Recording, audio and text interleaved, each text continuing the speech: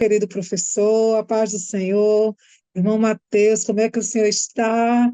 Estamos aqui, né, dando encaminhamento à lição número 12. Estamos já encerrando o nosso trimestre, né, mas é com muita alegria que ainda estamos aqui, né, Verdade. resistindo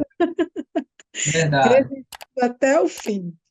E queremos começar, né, a nossa lição de hoje, que tem como título A Fé e a Prática da Palavra de Deus. O que é que você pode nos dizer a respeito da introdução dessa lição, Matheus? Primeiramente, a paz do seu irmão Eleida, a paz do seu querido professor, querida professora. É um prazer, querido professor, tê-lo aqui novamente em mais essa aula, né? Já estamos caminhando para o final do nosso trimestre. Eu tenho certeza que foi um trimestre bem proveitoso, bem edificante. Para mim, Verdade, foi importantíssimo estudar essas lições, ser edificado, passar para os nossos alunos a importância de todos os temas aqui tratados.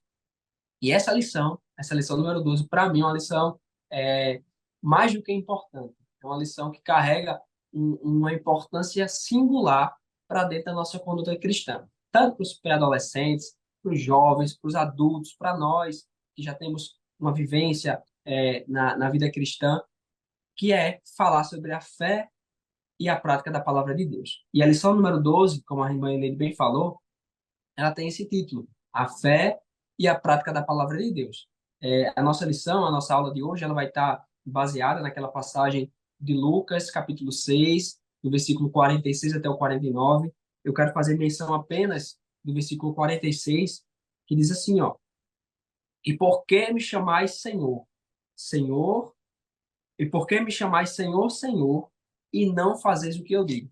E aqui Jesus, ele de forma bem direta, de forma bem clara e de forma nítida, ele está dizendo que aqueles que invocam, aqueles que chamam eles de Senhor, devem se submeter ao seu senhorio. Então, ter fé é confessar Jesus como Senhor, irmã Helene. E confessar o seu senhorio é viver de forma de acordo com a sua palavra e fazer aquilo que ele nos manda e que é uma. Então, a Bíblia diz que, também vai trazer, que está baseada em Tiago, capítulo 1, versículo 22, diz assim: Não se enganem, não sejam apenas ouvintes dessa mensagem, mas a ponha em prática. Veja que os apóstolos, os evangelistas aqui, eles trazem uma mensagem clara: é viver e fazer. Ou é saber o que estamos aprendendo, é assistir a aula do podcast, é ser ensinado e estarmos frequentando a EBD e colocarmos, quando sairmos da igreja, em prática tudo aquilo que aprendemos. A nossa lição, meus queridos, ela vai ter três objetivos. E que objetivos são esses? Eu quero que você, professor, por favor, se puder, acompanhe comigo aí na sua revista. O primeiro objetivo é destacar que a verdadeira fé ela é acompanhada de boas obras. É, nós temos essa certeza e essa ciência de que as nossas obras não nos salvam. Não. Nós, por meio de práticas e por meio de condutas, não alcançamos a salvação. Mas aqueles que são salvos, aqueles que foram transformados, aqueles que nasceram de novo, esses caminham em boas obras. Então, a nossa lição ela vai tratar disso. Ela vai nos ensinar durante todas essas suas páginas, durante todo esse momento em que nós estaremos aqui reunidos, tratar sobre isso. O segundo objetivo é ressaltar que o poder transformador do testemunho cristão.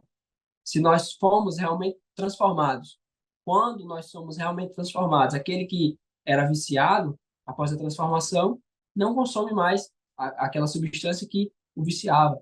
Aquele que se prostituía após a transformação não se prostitui mais. Quem mentia não mente mais. Isso é uma evidência de uma transformação.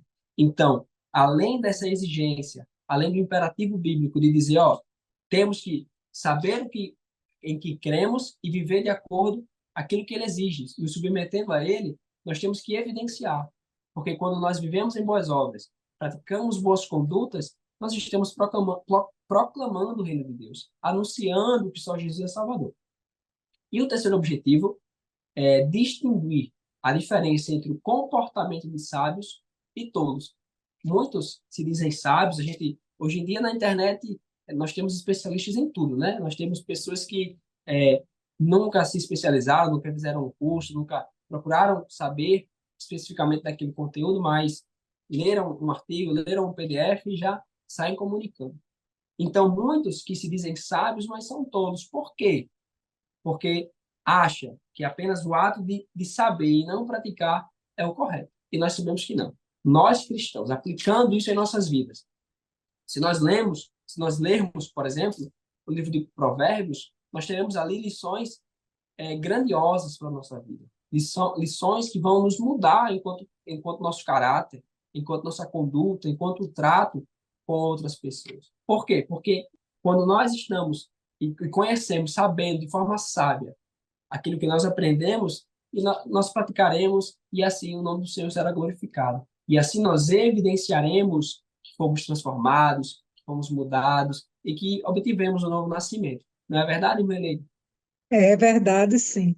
Aqui no livro de João diz assim: quem Jesus respondeu e disse: se alguém me ama, guardará a minha palavra, né? O meu Pai o amará e viveremos para ele e faremos dele morada. Então, essa também é uma forma de evidenciarmos esse amor que temos por Cristo. Se amamos a Cristo, amamos pela fé, né? E se cremos que Ele existe, nós precisamos cumprir a sua palavra. Não há como você dizer que tem uma vida cristã, ou que você ama a Cristo, que você crê nele, ou que você espera a salvação dele, e você não cumprir o que diz a palavra de Deus. E para praticar essa palavra, é necessário que a conheçamos. Não é possível, né, praticar algo que a gente não conheça. Então, para conhecermos as obras, né, que devemos, o que devemos fazer, como devemos proceder, quais são as obras que devemos efetuar na nossa caminhada cristã, precisamos primeiro conhecer a palavra de Deus, né? É impossível uma coisa sem a outra. Então, é por isso que o título da lição diz a fé e a prática da palavra de Deus. É preciso praticar para demonstrar que a fé. Nos saberes escolares, né, da nossa lição, diz assim: o primeiro saber, será que estamos vivendo uma vida coerente com a palavra de Deus? Como é que nós vamos fazer essa avaliação se não conhecermos a palavra? Nosso jeito de viver deve refletir a fé que professamos. Nosso jeito de viver deve refletir a fé que professamos. Outro dia, em uma das lições, na lição número 9, né, nós estávamos falando a respeito do que os apóstolos disseram, né? A gente estava falando a respeito disso. E, e em um dado momento na nossa sala, né, as crianças elas ficaram questionando, né, em relação realmente às palavras dos apóstolos, né? Então, como é que eles falavam? Por que é que eles falavam? Que autoridade era essa? E como é que eles adquiriram essa autoridade? Conhecendo a Cristo. Percebo. Então, conhecendo Cristo conhecendo a sua palavra, é que nós devemos, né, é que nós temos o poder de fazer, de realizar exatamente as obras que são necessárias. O nosso jeito de viver, ela deve refletir essa obra. Que fé é essa? A fé em Cristo. Então, como é que o Senhor, ele se revela para nós? Como é que nós o conhecemos? O que é que ele fez? O que é que a sua palavra diz? Para que nós imitemos ele em todo o tempo, né? Ou pelo menos em quase todo o tempo, né? Se possível for. As boas obras são testemunho de uma verdadeira fé.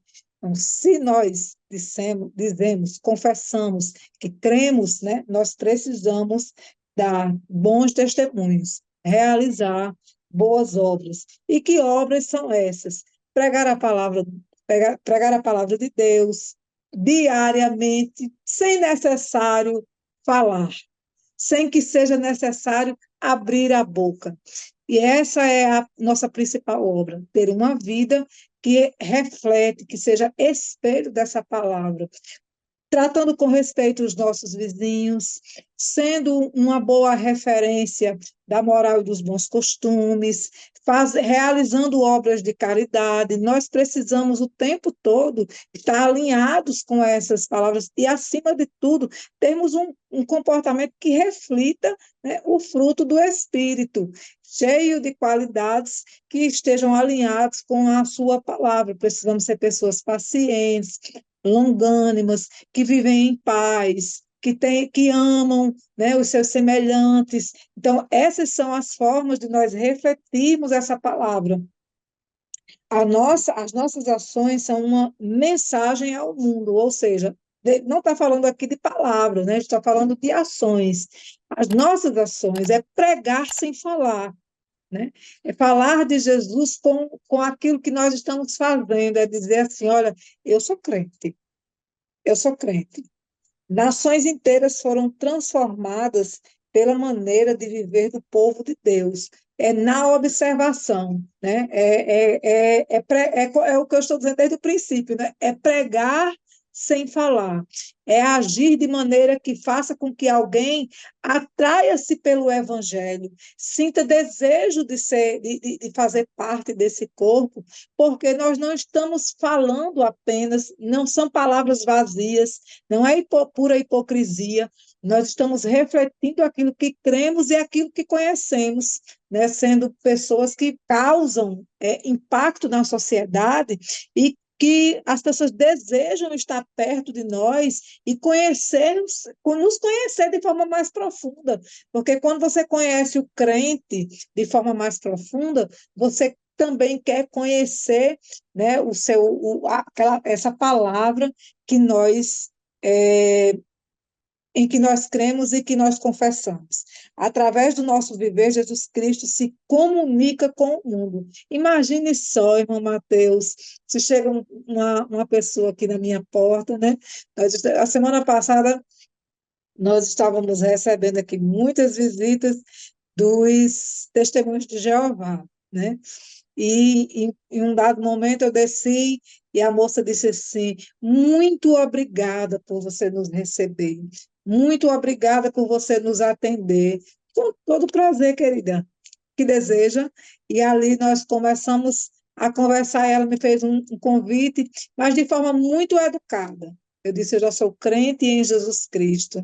Nós estamos vivendo em fés diferentes, mas muito obrigada pela sua visita. E ela foi embora. Então, assim, nós precisamos, né, termos a consideração que queremos ter quando estamos fazendo uma visita a alguém. Porque quando em algum. Eu sou da comissão de visitas, e é tão ruim quando a gente bate na porta de alguém e a pessoa bate a porta na nossa cara e diz que não quer nos receber, né? Mas é tão bom quando alguém chega, quando você é bem recebido, quando você consegue dar atenção a alguém que está lhe pedindo alguma coisa, alguém que quer uma informação, quer um copo de água, quer uma ajuda, porque tem sempre alguém precisando de alguma coisa. E como é que nós atendemos as pessoas que precisam de nós? Como é que nós atendemos a própria igreja do Senhor? Né? Será que nós estamos refletindo esse caráter de Cristo no meio dos nossos irmãos, no meio dos nossos vizinhos, no meio dos nossos colegas da escola, do trabalho? Precisamos o tempo todo refletir esse caráter de Cristo mas conhecendo a sua palavra, porque a fé sem obras, ela é uma fé morta, né? Esse é o primeiro ponto da nossa lição. Alguém poderá dizer: você tem fé e eu tenho ações. E eu respondo: então me mostre como é possível ter fé sem que ele seja acompanhada de ações. Eu vou lhe mostrar a minha fé por meio das minhas ações.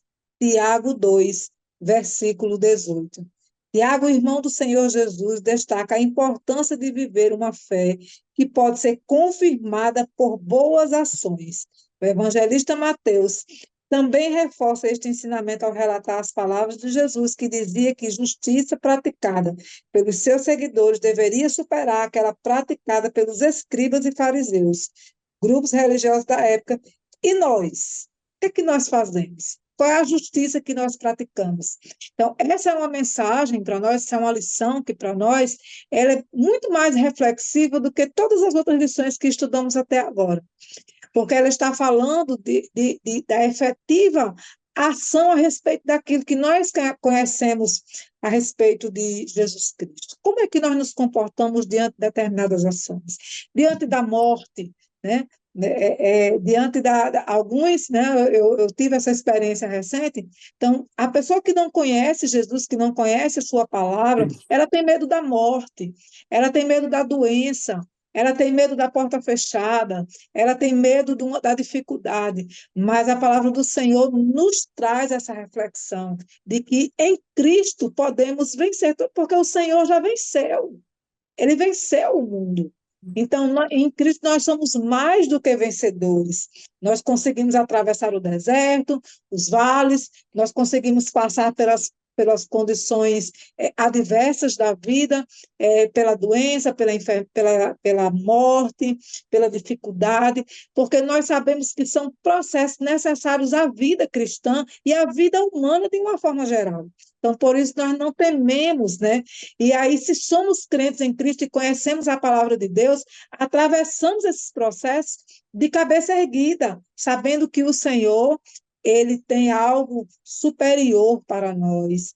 E os caminhos dele são mais altos do que os nossos, os pensamentos dele são mais altos do que os nossos, e nós conseguimos viver de uma forma intensa, aprendendo com todas as experiências que o Senhor nos proporciona, dentro da Sua palavra, a viver experiências com Ele de superação, né, e de crescimento espiritual. E eu já Uhum. falei demais, e eu quero lhe ouvir agora, irmão Mateus. Não, meu bem, é um prazer poder ouvi-la. E complementando aquilo que a senhora já vinha falando, no mesmo texto, de Tiago, capítulo 2 no versículo 22, Tiago ele vai dizer o seguinte: bem vês que a fé cooperou com as suas obras, e que pelas obras a fé foi aperfeiçoada. Veja, aperfeiçoada no sentido de alcançar um nível de perfeição. Em que sentido? Uma fé vazia ou uma fé apenas pelo falar, ela está incompleta. Nós vemos aí fora, nós vemos muitos que se dizem crentes, que se dizem carregar o Espírito Santo. Eu conheço pessoas que são ímpias, mas que dizem que carregam o Espírito Santo dentro de si, e a gente sabe que não é verdade. Mas que Uhum, se dizem ter fé, dizem viver de forma correta, mas sem as obras, isso tudo é vazio, isso tudo é vão. Então, nós temos essa responsabilidade e eu sinto e eu tenho certeza que isso é um dever nosso, enquanto professores, enquanto pessoas que se dedicam de forma voluntária ao ensino cristão, a passar para os nossos alunos essa importância. A importância deles, além de confessarem e de dentro de um contexto escolar, se algum professor perguntar quem aqui é crente, além de levantar a mão, é dizer e viver no cotidiano, no dia a dia, em todos os momentos, no momento de recreação, no momento de lazer, dentro da escola, tudo aquilo que ele vem anunciando. Então, é importante, sim, pela fé dizer, ó, eu sou crente, mas pelas obras, apresentar essa crença, apresentar essa fé àqueles que estão do lado de fora e que não conhecem ainda Jesus. Então, entendendo isso, por isso que nós já falamos no começo que essa lição ela tem esse cunho tão importante, esse cunho tão reflexivo, porque antes de nós chegarmos na sala de aula, falarmos para os nossos alunos, nós fizemos uma autoanálise, fizemos essa autorreflexão de olharmos e pensarmos o que é que eu estou fazendo em prol do reino, o que é que eu estou, como eu estou trabalhando, como eu estou agindo em prol do reino. Será que o meu caminhar, será que minhas mãos estão limpas diante das minhas ações para o trabalhar do reino de Deus?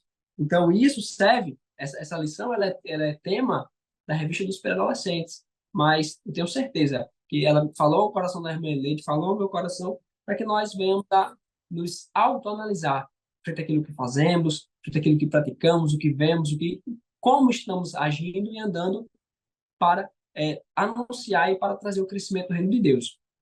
No ponto A, o subtópico A do ponto 1, vai trazer aquilo que nós falamos no início, salvos para as boas obras. Nós temos a plena certeza que a nossa salvação é pela fé em Cristo Jesus. Nós não somos salvos, nós não fomos resgatados por nossas obras. Porque eu tenho plena certeza que por minhas obras eu não seria filho de Deus, eu seria inimigo do Senhor. mas por Cristo nós adquirimos essa filiação.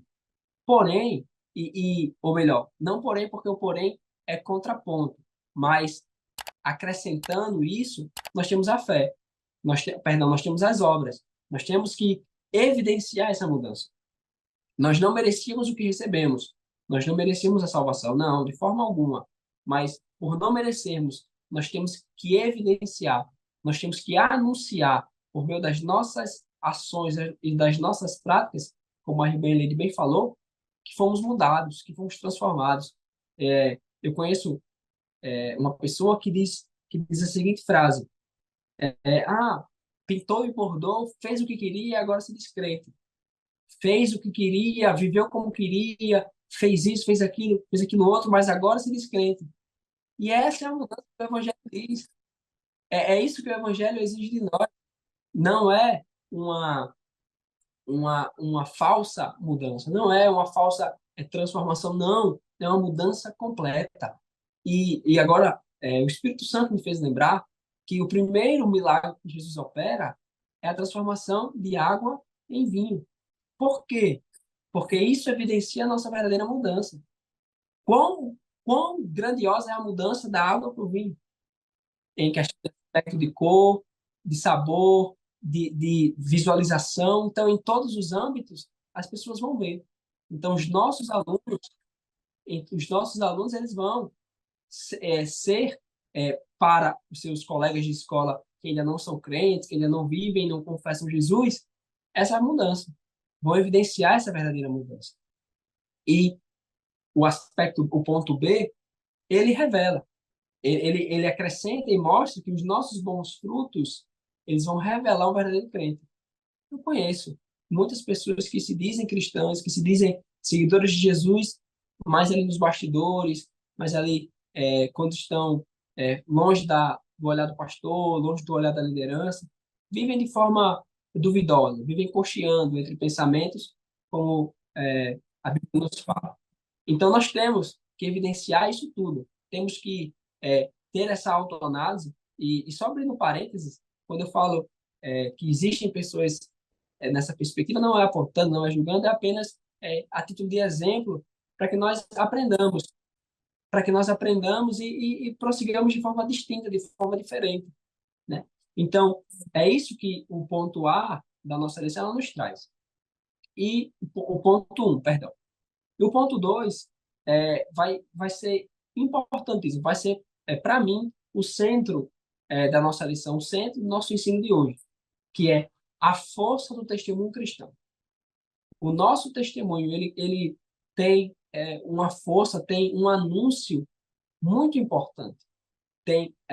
Nós podemos perceber e nós vemos no nosso relacionamento diário, com a vivência do dia a dia, que muitas vezes apenas o fato de nós usarmos uma palavra que é dita como do dicionário do crente, né, que as pessoas têm essa brincadeira de dizer que só nós crentes falamos certas palavras, e isso é um grande testemunho.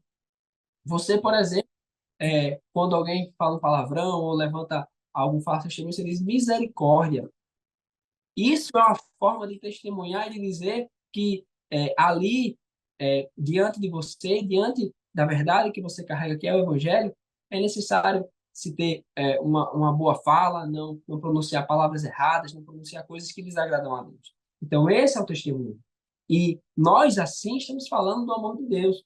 A lição vai nos dizer o seguinte, ó: falar do amor de Deus é um desafio que todo pré-adolescente cristão enfrenta e se pergunta: não sei como falar. Como faço para pegar o evangelho aos meus amigos? Saiba que as suas ações são uma mensagem ao mundo. Jeremias, quando Deus o levanta e o chama para anunciar ao povo de Israel, Jeremias diz que é uma criança. Jeremias olha para si, só que diante desse chamado, diante dessa importância, nós não podemos olhar para nós e nos limitarmos. E é isso que nós temos que passar para os nossos pré-adolescentes. Porque diante dessa fase de tão insegurança, de tantas dúvidas que passam ali na mente, no coração deles, nós temos que ser esse exemplo, dizer, ó, eu também tinha vergonha de falar, eu também tinha receio, nas primeiras oportunidades de trazer uma palavra, de trazer um ensinamento, nas primeiras oportunidades a perna tremia, a mão suava, o coração acelerava, mas sabendo que isso é para o reino de Deus, a gente enfrenta, sabendo que isso é em prol da propagação do evangelho, é para que o Senhor seja glorificado, nós vamos ter esse caráter de anunciadores, essa natureza de mensageiros, de peregrinos que levam a palavra de Deus onde quer que vão. Então, a força do nosso testemunho, a força da nossa mensagem, não em quem fala, não é porque nós falamos, não é porque nós anunciamos, não.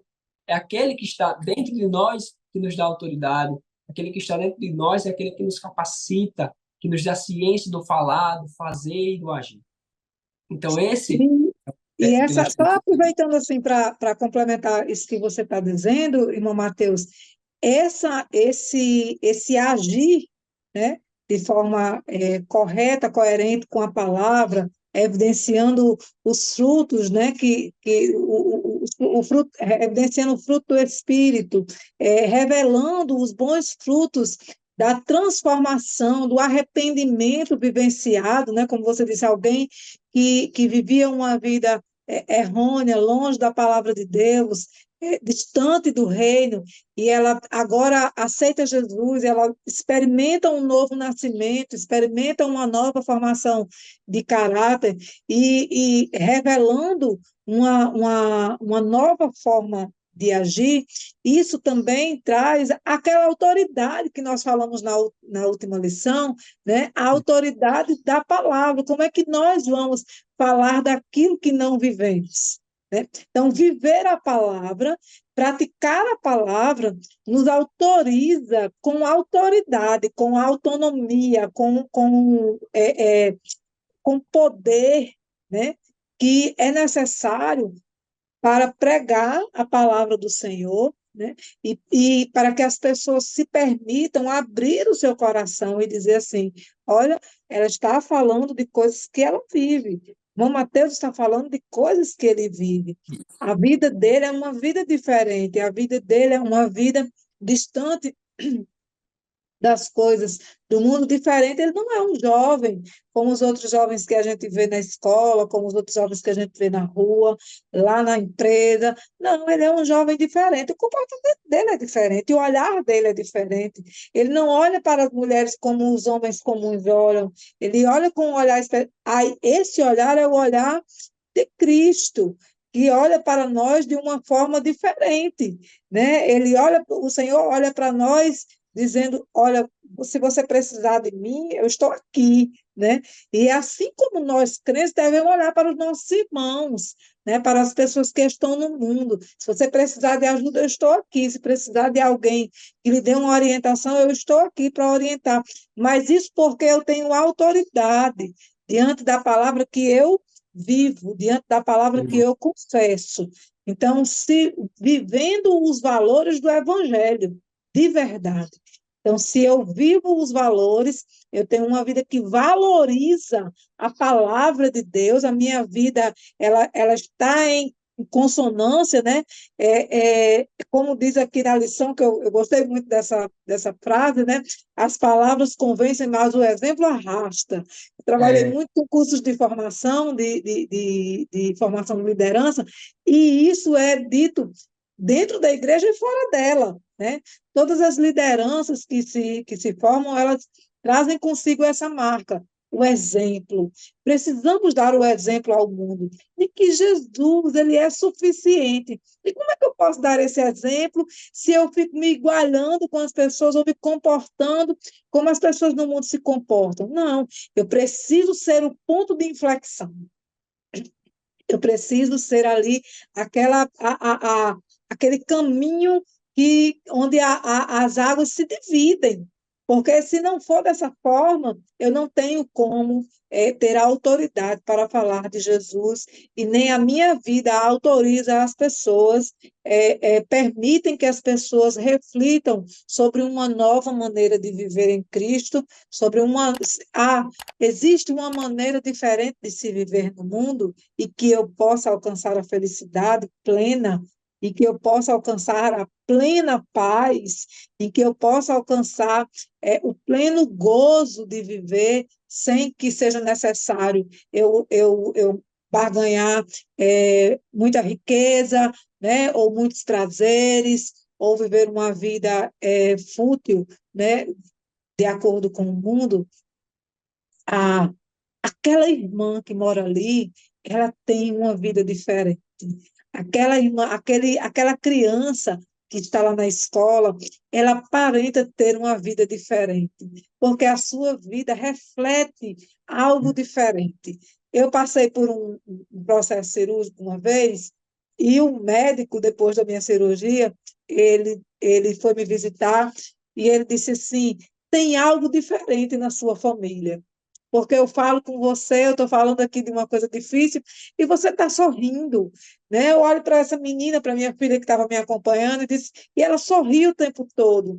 Então, existe algo diferente em você. Eu disse, existe, doutor, existe Jesus, né? O Senhor, ele Amém. está conosco. E ele disse, é verdade, porque eu sou médico e eu tenho um limite, mas no procedimento que eu executei em você, eu sei que existia uma mão além da minha. E isso é maravilhoso, sabendo, né, Graças. a nossa vida é dando testemunho de que o Senhor está conosco. E isso é perfeito para nós. É isso mesmo que deve acontecer. As pessoas precisam ver que na nossa vida existe algo diferente. É no nosso comportamento, é no nosso jeito de falar, é no nosso jeito de tratar as pessoas, e inclusive no nosso silêncio, na nossa inércia. Por que eu digo isso, irmão Mateus? Porque é quando nós entendemos que não podemos fazer nada que o Senhor age em nosso favor e É se verdade. revela grande, né? Eu estava ali anestesiada, passando por anestesia geral, estava sob anestesia geral, mas o médico reconheceu que na minha vida havia uma autoridade maior do que o saber dele. E ele disse: a minha mão não era suficiente, mas uma mão maior do que a minha agiu nesse procedimento. E isso é maravilhoso. Na inércia, calada, né? Mas alguém reconheceu. Tem alguém aqui maior do que ele. Isso é agir com sabedoria. E parece que completa tudo isso que você estava falando com o nosso tópico 3, porque vai fazer essa distinção entre tolos e sábios. O Isso. tolo, ele vai ouvir, ouvir, ouvir, mas em nenhum momento ele se debruça para praticar aquilo que ouviu.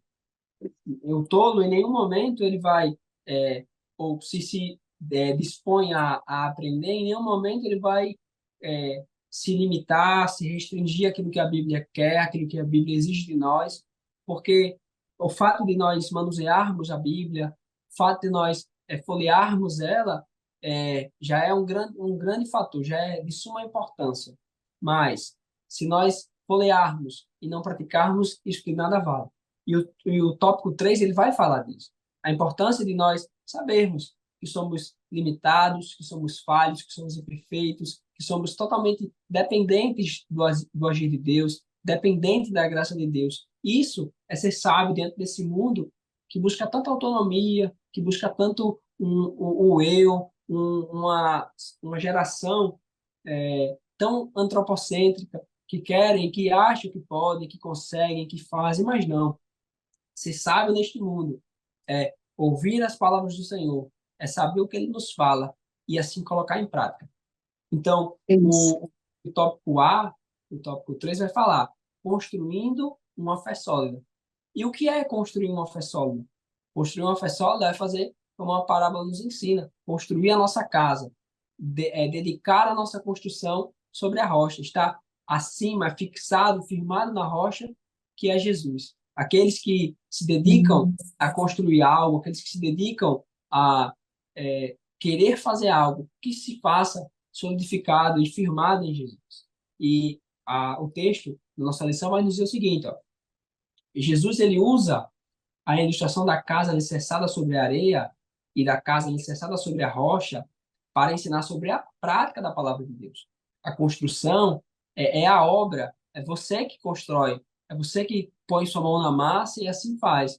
Mas, dependendo de onde você faz, dependendo com qual intenção, dependendo com qual intuito, dependendo com o que você almeja, objetiva com os seus feitos, aí vai distinguir se você é sábio ou se você é tolo. Perceba que ambos Exato. constroem, que ambos se dispõem a construir, que ambos se dispõem a fazer, mas em solos diferentes, em regiões e ambientes diferentes. Então, analisando, meditando nessa palavra, de dia e de noite, como Deus disse a Josué, fazendo dela o nosso mantimento diário, a nossa água que entra, que nos purifica e que nos deixa limpo de forma diária, de forma constante, nós vamos ser comparados e seremos em Cristo Jesus os sábios que a Bíblia quer que nós sejamos.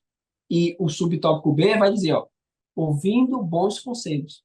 Existem, principalmente, os nossos pré-adolescentes, as pessoas mais jovens, como eu bem falei anteriormente, querem e se entendem autônomos, os adolescentes em si, mais ainda, né? Acham que já, por já terem uma certa estatura, já estarem maior, conseguem viver de forma autônoma, eu consigo, pode deixar comigo, eu sei o que eu estou fazendo.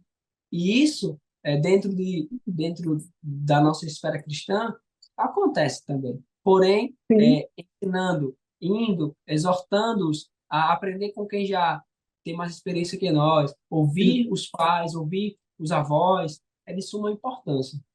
Então, sim. nós temos que ouvir esses bons conselhos.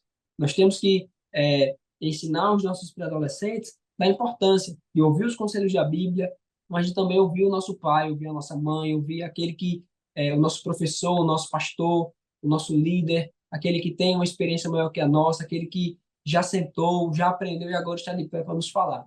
Porque há um momento para tudo. Há um momento que nós sentamos, ouvimos, absorvemos, e é um momento de falar também. Então, dentro dessa perspectiva e desse ensino, nós temos o momento de ouvir, que é crer no que nossos pais falam, que é crer naquilo que o nosso pastor nos ensina e se levantar para praticarmos, e se levantar para pôr em prática aquilo que nós aprendemos. E aí nós vamos evidenciar essas boas obras. Aí nós vamos anunciar para o mundo a força do nosso testemunho, a força da nossa mudança, a força daqueles que sabem o que estão fazendo, de que falam, mas que também fazem, daqueles que enchem a boca para dizer que Jesus salva e que por meio das suas obras evidenciam que Jesus o salvou.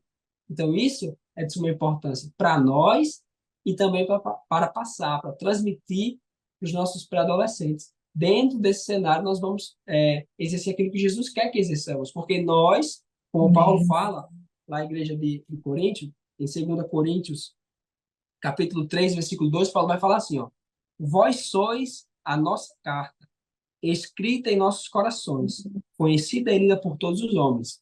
Veja que a igreja, eu não falo nem eu, nem Irmelei, nem apenas um grupo, mas a igreja do Senhor é a carta de Cristo para o mundo. Nós somos a carta que o mundo vai manusear e vai ler e vai dizer, ó, realmente está de acordo com aquilo que ele diz ser ou ela diz ser.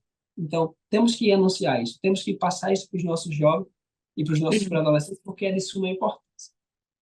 É verdade. Você estava falando aí, irmão Mateus, e eu estava lembrando assim de algumas características comuns dessa fase, né, da pré-adolescência, que é exatamente a necessidade de autonomia, né, que essa fase requer. É uma fase de reconstrução, né, onde eles estão reconstruindo e reafirmando saberes. Então, é uma fase em que eles estão deixando a infância, né, e indo para um novo mundo em que, e nesse novo mundo existe muita complexidade na sua cabeça, porque a criança ela aprende de forma mais concreta e adolescentes, pré-adolescentes e adolescentes, jovens, adultos aprendem de forma mais complexa, né, com base apenas na teoria. E esse mundo novo que se abre na mente do adolescente traz para eles, isso é uma, eu acredito não, isso é uma ação biológica, né? Porque todos passamos por isso, então todos vivemos essas mesmas fases, e essa fase em que ele e que esse mundo se abre, ele entende, poxa, eu sei de mais coisas hoje do que o que eu sabia ontem. Então, eu posso tomar as minhas próprias decisões. Eles começam a ter pensamentos mais complexos, sentimentos mais complexos, sensações mais complexas, e isso dá ao pré-adolescente a capacidade de fazer escolhas. Então, nessa situação, seria interessante para o professor, nesse momento, se possível for, ele abrir uma roda de conversas, né, com os seus alunos, lançar desafios de situações corriqueiras do dia a dia, que a gente sabe que acontece em relação a uma proposta de namoro, a uma proposta de um mau comportamento, a uma cilada que está ali prestes a acontecer, a um mau amigo, alguém que está ali no meio do campo só para lhe atrapalhar, lançando essas propostas, esses desafios, à luz da palavra, né? Como eles resolveriam esses problemas?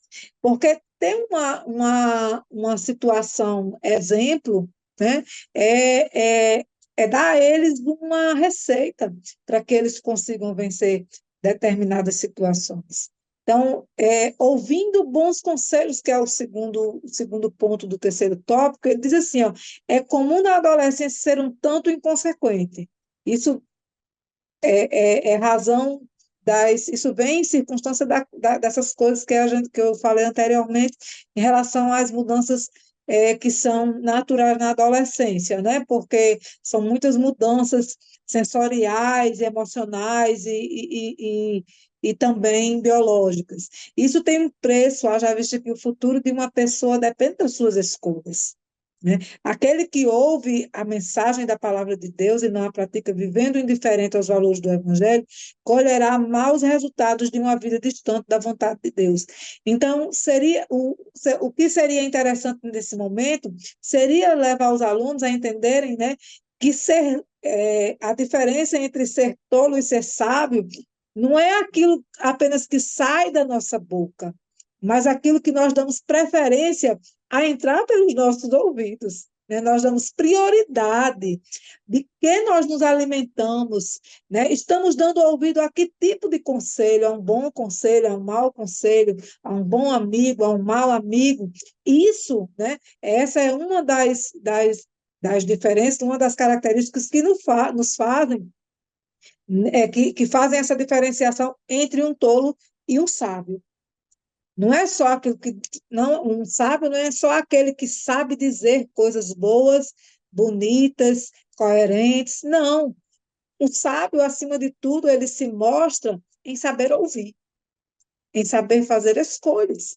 Né? Então, seria interessante, nesse momento, uma roda de conversas, lançar desafios entre eles para saber como eles resolveriam determinadas situações à luz da palavra de Deus. Né? Eu acho que seria um bom encerramento para a nossa lição de hoje.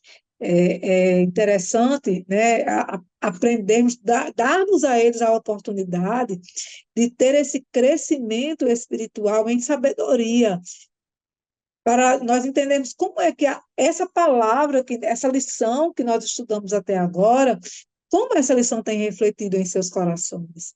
O que eles têm aprendido, né? O que é que tem ficado nesses dias em que nós estamos nos reunindo com eles, para que eles, ali na escola dominical, para que eles aprendam a palavra de Deus. O que é que ficou, né? Então, é uma boa forma de avaliarmos o crescimento espiritual dos nossos alunos, entendendo que eles têm essa capacidade de aprender de forma bem mais complexa, né? Porque eles estão ali bem novinhos, né? Aprendendo de forma muito dinâmica, principalmente por causa das redes sociais hoje, mas também é necessário darmos a eles essa autonomia. Como você resolveria esse problema? Né? Então, assim, é uma forma interessante de finalizarmos essa lição de hoje. Eu acredito que para o professor será um desafio e tanto Verdade. fazer até com que eles parem de falar, Verdade. né?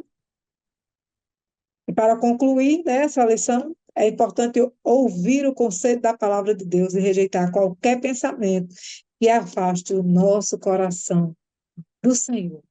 A todas as pessoas que nos cercam, elas precisam saber que nós amamos ao Senhor, praticamos a sua palavra, ouvimos os seus conselhos, né, e queremos agradar ao Senhor em todo o tempo, rejeitando o mundo. Isso é praticar a palavra de Deus por causa da fé em Cristo Jesus. Amém? Amém. Graças a Deus. Que aula abençoada, que aula maravilhosa. Eu tenho certeza que todos que nos assistiram, todos que dedicaram esse período do seu tempo para nos assistir, para assistir essa aula, foram edificados, porque eu também fui, eu tenho certeza que a irmã Elaine também Amém. foi edificada com esta Muito. aula, e que o Senhor abençoe você, professor, você, professora, sua classe, seja uma classe abençoada, uma classe próspera, em nome de Jesus. E boa aula para você e boa EBD também. Amém. Também desejo a todos os professores uma excelente aula, um bom domingo, que todos consigam aprender em nome de Jesus, que seja Amém. bastante reflexiva e muito proveitosa essa aula, assim como foi para nós, né, irmão Mateus? É verdade. É Graças sempre a um desafio, mas é sempre proveitoso no final. Amém, é verdade. Amém, glória a Deus. Então, até a próxima.